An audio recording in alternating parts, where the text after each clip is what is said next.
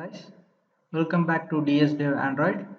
So இந்த வீடியோவில் நம்ம என்ன பார்க்க போறோம்னா how to install Android Studio in your Windows machine. So Android Studioனா என்ன? Android Studioங்கிறது ஒரு சாஃப்ட்வேர். அதை யூஸ் பண்ணி தான் நீங்கள் வந்து ஆண்ட்ராய்டு அப்ளிகேஷன்ஸ் எல்லாம் கிரியேட் பண்ண முடியும். இதை எப்படி இன்ஸ்டால் பண்ணால் ஃபஸ்ட்டு நீங்கள் உங்கள் குரோமுக்கு போயிட்டு இங்கே குரோமில் ஆண்ட்ராய்ட் ஸ்டூடியோ அப்படின்னு டைப் பண்ணுங்கள். ஸோ ஆண்ட்ராய்ட் ஸ்டூடியோவில் ஃபஸ்ட் லிங்க், அந்த ஃபஸ்ட் லிங்க்கில் இந்த செகண்ட் லிங்க்கை வந்து நீங்கள் கிளிக் பண்ணுங்கள். ஓகே, கிளிக் பண்ணிங்கன்னா இதுதான் அஃபிஷியல் பேஜ். இந்த அஃபிஷியல் பேஜில் நீங்கள் டவுன்லோட் ஆண்ட்ராய்ட் ஸ்டூடியோன்னு இருக்கும். ஸோ இதை கிளிக் பண்ணிங்கன்னா உங்களுக்கு டவுன்லோட் ஸ்டார்ட் ஆகிடும். பிஃபோர் டவுன்லோடிங் நான் உங்களுக்கு சில விஷயம் சொல்லணும்னு ஆசைப்பட்றேன். இதுலேருந்து கீழே வந்துட்டே இருந்தீங்கன்னா இங்கே வந்து உங்கள் விண்டோஸ் மிஷினுக்கான ஸ்பெசிஃபிகேஷன்ஸ் கொடுத்துருப்பாங்க, ரெக்குவயர்மெண்ட்ஸ். ஸோ இதில் என்னெல்லாம் ரெக்குவயர்மெண்ட்ஸ் இருக்குதுன்னா, ஃபஸ்ட்டு உங்கள் விண்டோஸ் மிஷின் வந்து 7, 8, 10 இந்த 3 கேட்டகரிக்குள்ளே இருக்கணும். மேபி இட்ஸ் 32 பிட் ஆர் 64 பிட்டாக இருக்கணும். So Android emulator only supports 64 bit அப்படின்னாங்க. அப்படின்னா ஆண்ட்ராய்டு எமுலேட்டர்னா இது ஒரு விர்ச்சுவல் டிவைஸ். உங்கள் ஆண்ட்ராய்டு டிவைஸ் இல்லாமல் இந்த மாதிரி ஒரு விர்ச்சுவல் டிவைஸ் ஒன்று ஆண்ட்ராய்டு ஸ்டூடியோ வந்து இன்பில்ட்டாகவே க்ரியேட் பண்ணிக்கலாம் அதில். ஸோ அது வந்து நான் அப்கமிங் வீடியோஸில் நான் உங்களுக்கு சொல்கிறேன். இது தான் அவங்க சொல்லிடுவாங்க. அடுத்து வந்து 4 GB RAM minimum and 8 GB RAM is recommended.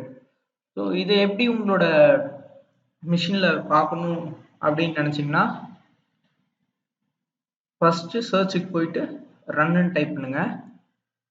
So இந்த ரன்னில் நான் சொல்கிறத அப்படியே டைப் பண்ணுங்கள். DXDIAG டைப் பண்ணி ஓகே கொடுங்க.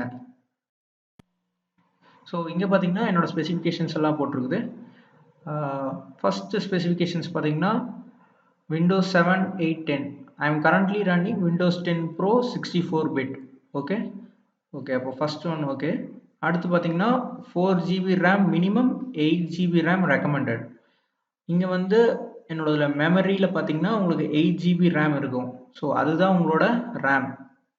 அடுத்தது பார்த்தீங்கன்னா 2 GB ஆஃப் டிஸ்க் ஸ்பேஸ் வேணும் அண்ட் 4 GB வந்து ரெக்கமெண்டட். ஸோ அது வந்து எல்லாத்துக்கிட்டையும் இருக்கும்னு நான் நினைக்கிறேன். அடுத்து ரெசல்யூஷன்ஸ். ஸோ உங்களுக்கு மோர் டீட்டெயில்ஸ் அபவுட் உங்கள் டிவைஸ் பற்றி தெரிஞ்சுக்கணுன்னா நீங்கள் இதில் பார்த்தீங்கன்னா நிறையா போட்டிருப்பாங்க. And rendering. ஸோ அதை எக்ஸிட் பண்ணிடுங்க. ஸோ இதை முடிச்சுட்டு நீங்கள் மேலே போயிட்டு அந்த டவுன்லோட் ஆண்ட்ராய்ட் ஸ்டூடியோ பட்டனை கிளிக் பண்ணுங்கள். டேர்ம்ஸ் அண்ட் கண்டிஷன்ஸ் கேட்கும். நீங்கள் அதை சிம்பிளி டிக் பண்ணிவிட்டு டவுன்லோட் கொடுத்துருங்க. ஸோ இப்போ டவுன்லோட் ஆகிட்டு இருக்குது. But I already download. So அதனால் நான் கேன்சல் பண்ணிட்டேன். இப்போ நான் என்னோட டவுன்லோட் ஃபைலுக்கு போயிட்டு நான் டவுன்லோட் பண்ண டபுள் கிளிக் பண்ணுறேன். ஸோ இப்போ தான் இது ஸ்டார்ட் ஆகிட்டு இருக்குது இன்ஸ்டால் ஆகிறதுக்கு.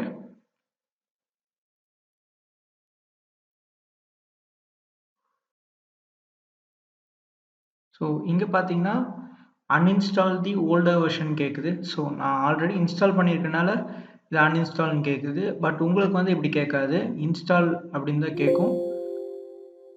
நீங்கள் வந்து இதில் எதுவுமே பண்ண தேவையில்ல, வெறும் நெக்ஸ்ட்னு கொடுத்தீங்கன்னா போதும்.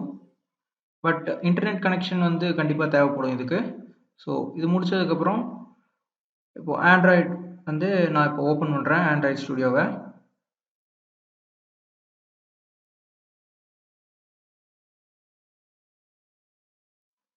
ஸோ இப்போ வந்து I am currently running version 3.5. But உங்களது வந்து லேட்டஸ்ட் வெர்ஷன் இருக்கும், 3.7.1 சம்திங் இருக்கும். ஸோ இப்போ என்ன பண்ண போகிறோம்னா ஸ்டார்ட் அ நியூ ப்ராஜெக்ட் அப்படின்னு கொடுக்க போகிறோம். ஆண்ட்ராய்ட் ப்ராஜெக்ட் கிளிக் பண்ணது உங்களுக்கு இந்த மாதிரி ஒரு விண்டோ ஓப்பன் ஆகும். அதில் வந்து எம்டி ஆக்டிவிட்டி கிளிக் பண்ணுங்கள்.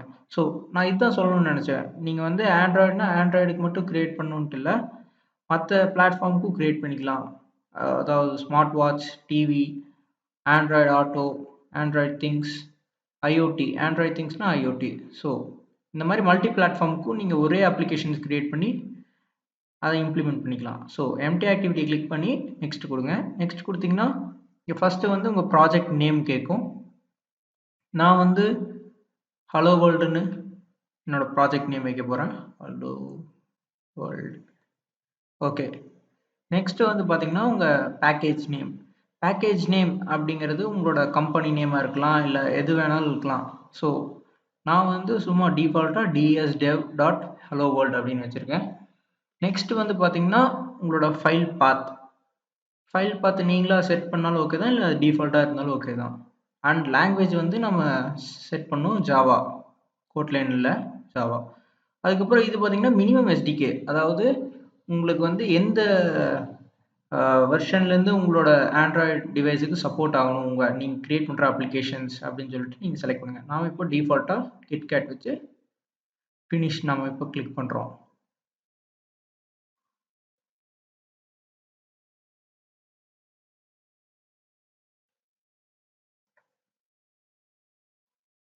ஸோ இப்படி தான் இருக்கும் நம்ம ப்ராஜெக்ட்டு. இது வந்து பார்த்தீங்கன்னா உங்களுக்கு சில ஷார்ட்கட்ஸ் எல்லாம் கொடுத்துருப்பாங்க, நீங்கள் வேணால் ட்ரை பண்ணி பார்க்கலாம். நிறைய ஷார்ட்கட்ஸ் இருக்குது, நீங்கள் வேணால் ட்ரை பண்ணி பாருங்கள். இப்போ எனக்கு எதுவும் வேண்டாம், க்ளோஸ் பண்ணியாச்சு. இப்போ வந்து உங்கள் ப்ராஜெக்ட் பில்ட் ஆகிட்டு இருக்குது. அதுக்கு முன்னாடி உங்களுக்கு பார்த்தீங்கன்னா ஒயிட் ஸ்க்ரீனாக தான் இருக்கும். மேபி நீங்கள் போய் அதுக்கான அப்பியரன்ஸை இது பண்ணால் செட்டிங்ஸ் போயிட்டு அப்பியரன்ஸ்னு இருக்கும் ஃபஸ்ட்டு, அதை கிளிக் பண்ணிட்டீங்கன்னா தீம்னு இருக்கும், அதில் போய் இன்டெலிஜே ஐஜின்னு இருக்கும், அதை வந்து நீங்கள் மாற்றிக்கலாம். ஸோ இதுதான் வந்து உங்களுக்கான தீம் இருக்கலாம். உங்களுக்கு தீம் மாற்றணும்னா நீங்கள் அதுக்கு போய் சேஞ்ச் பண்ணிக்கலாம். இது இல்லை ஹை கான்ட்ராக்ட் கொடுத்து அப்ளை கொடுத்தீங்கன்னா இதுவும் வரும். ஸோ நான் வந்து டார்க் தீமே வச்சுக்கிறேன்.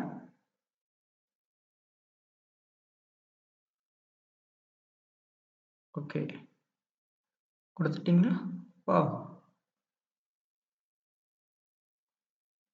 So that's it. இப்போ ஃபஸ்ட்டு ப்ராஜெக்டை நீங்கள் க்ரியேட் பண்ணிட்டீங்க. ஸோ நெக்ஸ்ட் வீடியோவில் நான் இதில் எப்படி கோட் பண்ணணும்னு சொல்லித்தர போகிறேன். ஃப்ரம் வெரி பேசிக்லேருந்து எல்லாமே உங்களுக்கு சொல்லித்தர போகிறேன்.